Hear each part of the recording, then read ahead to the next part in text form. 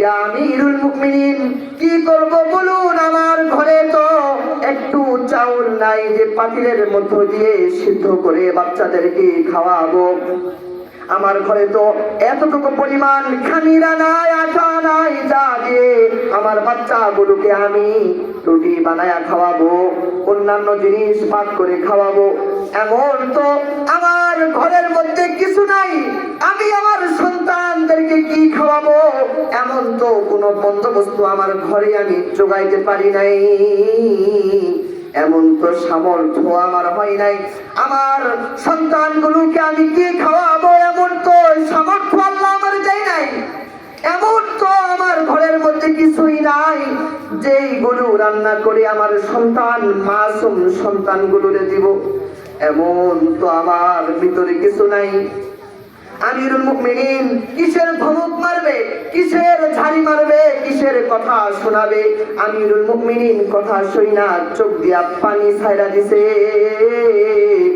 আর বলে, তুমি আর চিন্তা করো না, আর চিন্তা করো না, আমি তোমার জন্য ব্যবস্থা করছি।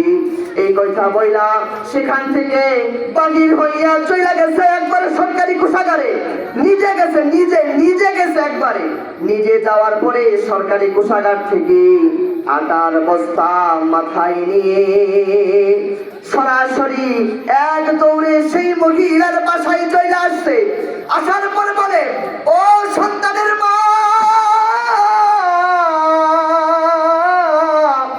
আমি তোমার সন্তানের কান্নাগুলো সহ্য করতে পারি নাই, আমি তোমার চোখের পানিকে সহ্য করতে পারি নাই। কেমন করে আমি আমিরুল মুমিনিন ওমর ইবনুল খাত্তাবের জামানায় আসার পরেও তুমি নাকি তোমার সন্তানদেরকে ভুলায়া ভালায়া চুলার মধ্যে পানি ছাড়া, চাউল ছাড়া, আটা ছাড়া চুলার মধ্যে শব্দ করছো, অথচ তোমার সন্তানগুলো কান্না করে, না খেয়ে কান্না করে, চোখের পানি ফেলে। এইগুলো তো আমি আমিরুল মুমিনিন সহ্য করতে পারি না। তাই তোমার এই অবস্থা দেখার পরে তোমার বাড়ি থেকে দৌড় দিছি, এক দৌড়ে আমি সরকারি কোষাগারে চইলা গেছি। চইলা যাওয়ার পর সেখান থেকে মাথায় করে আটার বস্তা নিয়ে তোমার বাড়িতে হাজির হয়ে গেছি। আল্লাহু আকবার। হযরতে ওমর ইবনুল খাত্তাব রাদিয়াল্লাহু তাআলা আনহু রাস্তা দিয়ে হাঁটছিলেন। একদিন রাস্তা দিয়ে হাঁটার সময় হযরতে ওমরে ফারুক রাদিয়াল্লাহু তাআলা আনহু রাস্তা কিছু দূর যাওয়ার পরে রাস্তার পাশে একটা আওয়াজ শুনতে পেলেন। আওয়াজ শুনতে পাওয়ার পরে আমিরুল মুমিনিন হযরতে ওমর ইবনুল খাত্তাব রাদিয়াল্লাহু তাআলা আনহু মাথার মধ্যে একটা ঘটকা লাগা গেছে। কেমন জানি পাতিলের মধ্যে পানি ছাড়া, আগুন ছাড়া কেমন জানি কোন এক মানুষ মনে হয় লাড়কিতে নাড়াচাড়া করছে। এই আওয়াজটা শোনার পরে আমিরুল মুমিনিন হযরতে ওমরে ফারুক ওমর ইবনুল খাত্তাব রাদিয়াল্লাহু তাআলা আনহু মাথাটা ঘুরে গেছে। কেমন জানি পাতিলের মধ্যে পানি নাই, কেমন জানি পাতিলের মধ্যে চাউল নাই, কেমন জানি পাতিলের মধ্যে খামিরা নাই। ওটা পাতিলের মধ্যে শুধু চামিচ দিয়ে নাড়াচাড়া করলে যেমন আওয়াজ হয় তেমন আওয়াজ আমিরুল মুমিনিনের কানের মধ্যে চইলা গেছে। যাওয়ার পরে আমিরুল মুমিনিন ওই যে বাড়ি থেকে এমন আওয়াজটা উঠছে, ওই আওয়াজ শোনার সঙ্গে সঙ্গে আমিরুল মুমিনিন ওই বাড়িতে চইলা গেছে।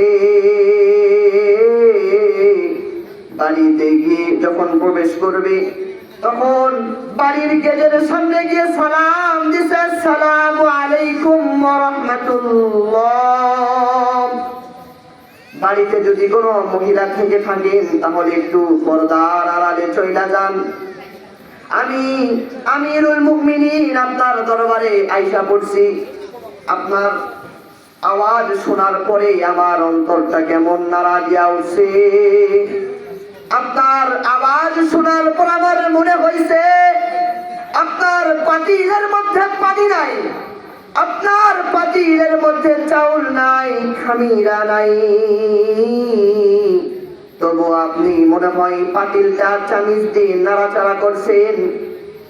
আমি একটু খটকা লাগছে বিধায় আপনার বাড়িটা দেখতে আসছি।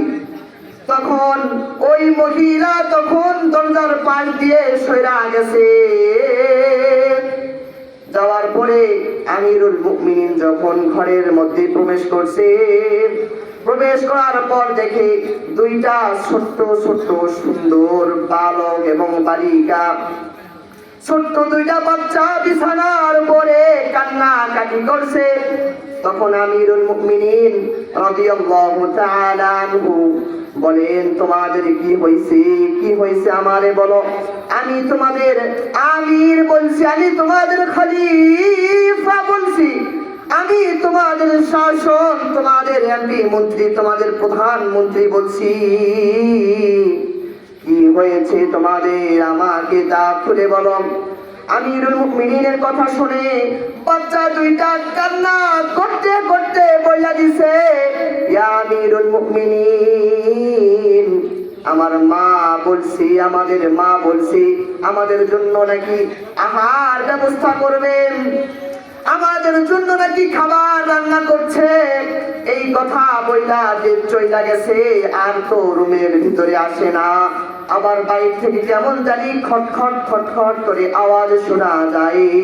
আমিরুল মুমিনিন বলে, আমি তো সেই আওয়াজ শুনে সন্দেহ করে তোমার দরবারে আইসা পড়ছি, তোমাদের খবর নেওয়ার জন্য। আমি তো ওই আওয়াজ শোনার মাধ্যমেই তোমার নাগাল পাইলাম, আমি তো তোমার নাগাল পাইছি ওই আওয়াজের মাধ্যমে, আমি তো তোমার নাগাল পাইছি ওই খটখট শব্দর মাধ্যমে। তখন জিজ্ঞাসা করলেন, ওই সন্তানের মা গুলো, তোমরা তুমি কোথায় গেছো, তাড়াতাড়ি আমার সামনে চলে আসো, তোমার বিচার আমি কইরাই ছাড়বো।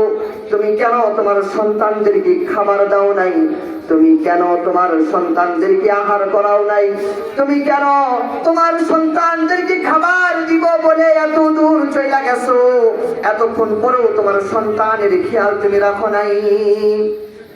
আমিরুল মুমিনিনের কথা শুনে পর্দার আড়াল থেকে ওই মা কান্না শুরু করে দিছে।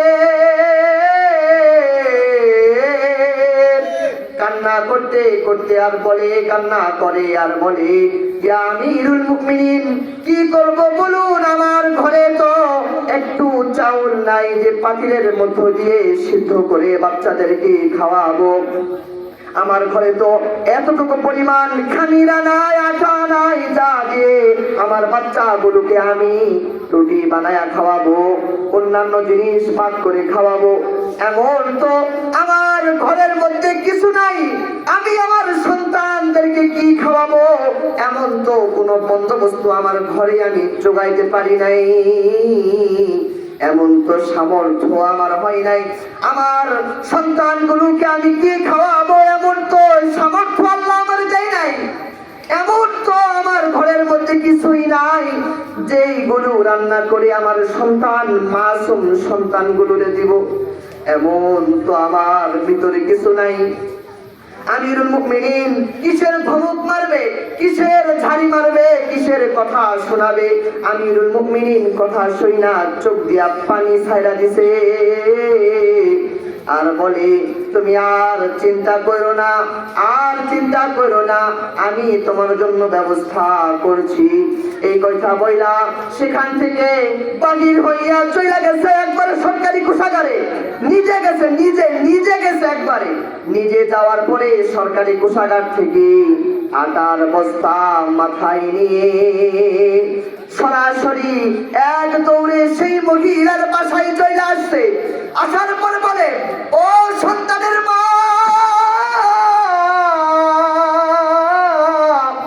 আমি তোমার সন্তানের কান্নাগুলো সহ্য করতে পারি নাই, আমি তোমার চোখের পানিকে সহ্য করতে পারি নাই।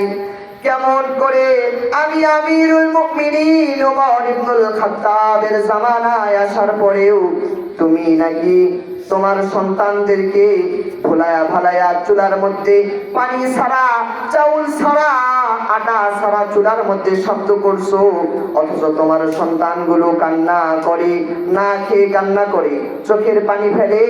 এইগুলো তো আমি আমিরুল মুমিনিন সহ্য করতে পারি না।